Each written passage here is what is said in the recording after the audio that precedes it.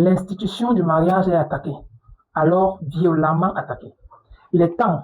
Le Père de Jésus a créé l'institution du mariage. Les enfants d'Adam et d'Ève ont décidé comme ça de désacraliser le mariage.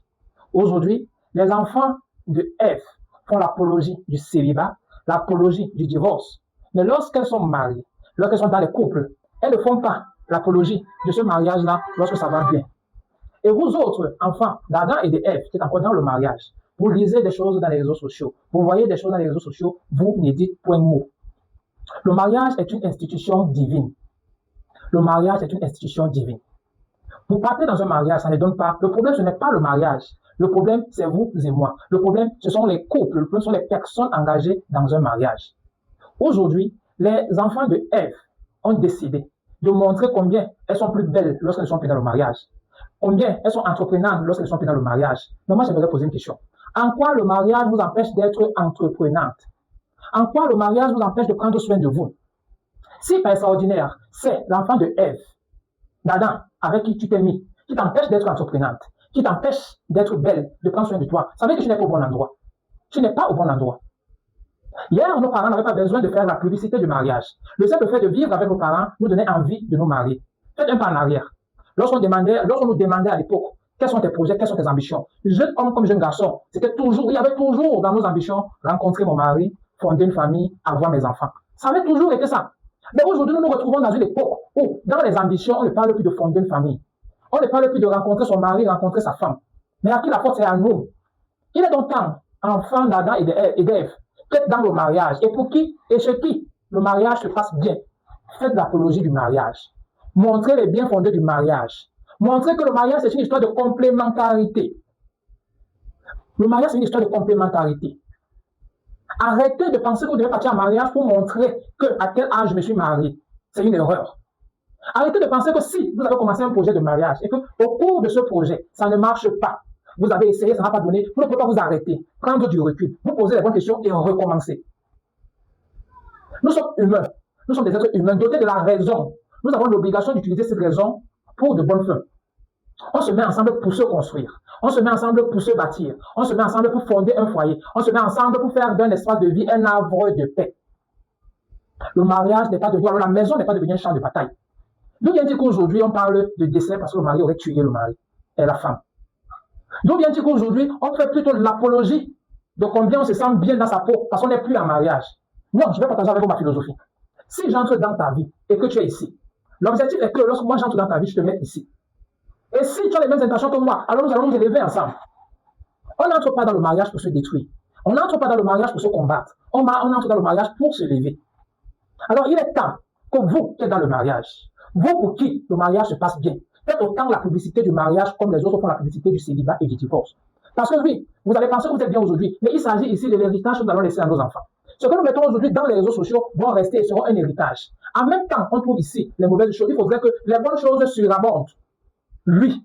Parce que si vous laissez simplement les enfants, d'Adam et d'Ève, pour qui le mariage s'est mal passé, faire l'apologie du célibat, du divorce. Hier en Afrique, on ne connaissait pas l'histoire de l'homosexualité. Aujourd'hui, l'homosexualité est en train d'envahir l'espace. C'est déjà comme ancré dans nos esprits. Parce que oui, les Blancs en ont suffisamment fait la publicité, l'apologie. C'est pareil. Moi, je pense que le principe, c'est le mariage. D'ailleurs, c'est une institution divine. Lorsqu'il était dans son plan de création, il s'est rendu compte qu'il y avait quelque chose qui manquait à Adam et il a décidé de créer Ève à partir de la côte d'Adam. Faisons l'apologie du mariage. Chez nous, chez les Baramba, on dit une main n'attache pas un paquet. Ça va dans le même sens. Ce que tu peux faire seul, avec quelqu'un d'autre, vous le faites plus bien et plus rapidement. Soyons des équipes, soyons des partenaires, ne soyons pas des adversaires. Aujourd'hui, nous sommes plus dans des couples des adversaires que des partenaires. Nous sommes plus dans des couples des adversaires que des équipes. Le mariage est un arbre de paix, est un milieu dans lequel on doit se sentir à l'aise.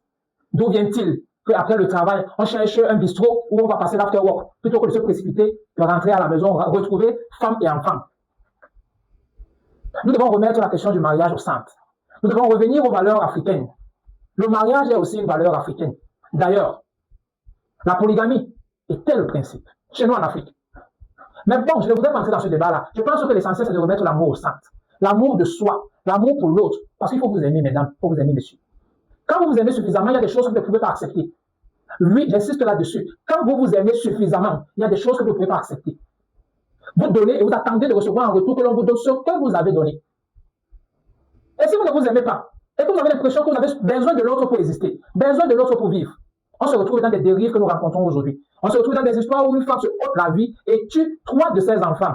Mes chères dames, mères, sœurs, la responsabilité de l'avenir du monde repose dans vos entrailles, dans l'éducation que vous donnez aux hommes que nous sommes.